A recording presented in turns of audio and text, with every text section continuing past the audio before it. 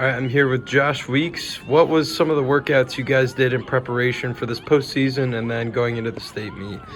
So start off the season, we did a bunch of thresholds and tempos out, which is running for like 20 to 30 minutes at a pretty tough pace, but not too bad. And then towards the end of the season, we started to taper off and really do more speed work, which was like 400s, 800s, and just change of pace. Yeah. And then, obviously, you're one of the top runners. How do you feel like that you did in the state meet? I think I did pretty good. I'm happy with what I got. It was really tough to move up in that race because of the mud, and it was all torn up from the races before. So I think I did my best to move up, even though conditions were hard with ankle deep mud. Yeah, I think I battled it out pretty good. And then what are you going to change maybe or work on for this next coming season, your senior year?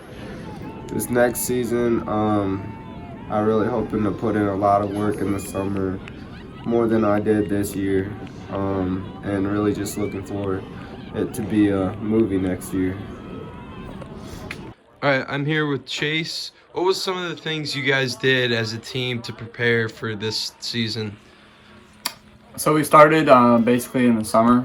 We did a lot of training, a lot of group runs over the summer to prepare for the season and get a good base aerobically. And then throughout the season, we trained every day, Monday through Saturday, long runs on Saturdays, and then we started having meets on Saturdays. And each of those meets kind of prepared us for the accumulation of the postseason and then eventually state.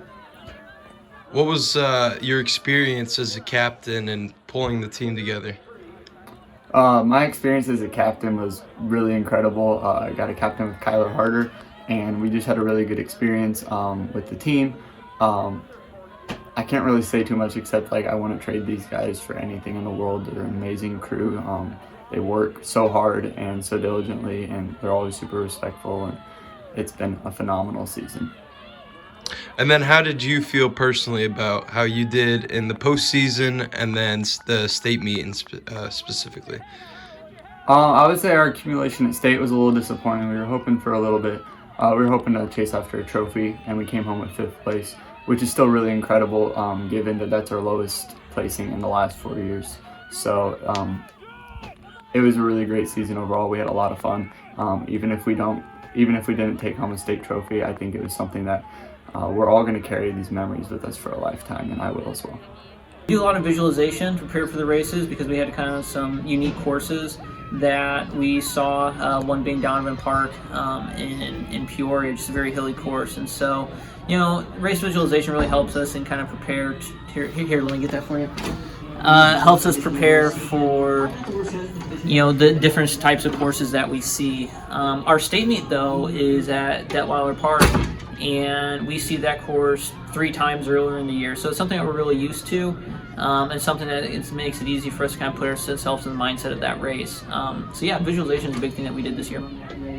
And then what's some things that went well this year just in the state meet, and what didn't go well? Sure. So our boys team ended up being both regional and sectional champions before they ended up finishing 5th at the state meet. And our girls obviously qualified for the state meet as well, and they got 19th there. So we've been qualifying for a state meet the last few years, which I think we're kind of getting used to at this point, but I think it's worth noting that's still a pretty big deal. These are only the 5th or 6th teams in the school's history that have qualified for the guys and girls side. And so just making it there is kind of a big deal for us. But, they went there and they competed that day. Obviously, conditions were not ideal. At the state meet, it was very rainy and very muddy. But, they both put it out there and had great races regardless of time. As far as things that didn't go well, the weather. The weather went poorly. That's what went poorly, yeah. What's some things that you're maybe going to change or that you're going to focus on for this next coming season? Going to next year, we're fortunate to bring back a lot of our varsity runners from this season. So a lot of it's just going to be building off of what we did this year. Every year we had to kind of push ourselves a little bit further with the mileage and the workouts that we're doing, and so pushing ourselves, especially in the off season, getting a lot of work done over the summer, and of course not skipping over the track season, getting a lot of work done there as well. It's going to put us in a really great spot for our cross country season next fall.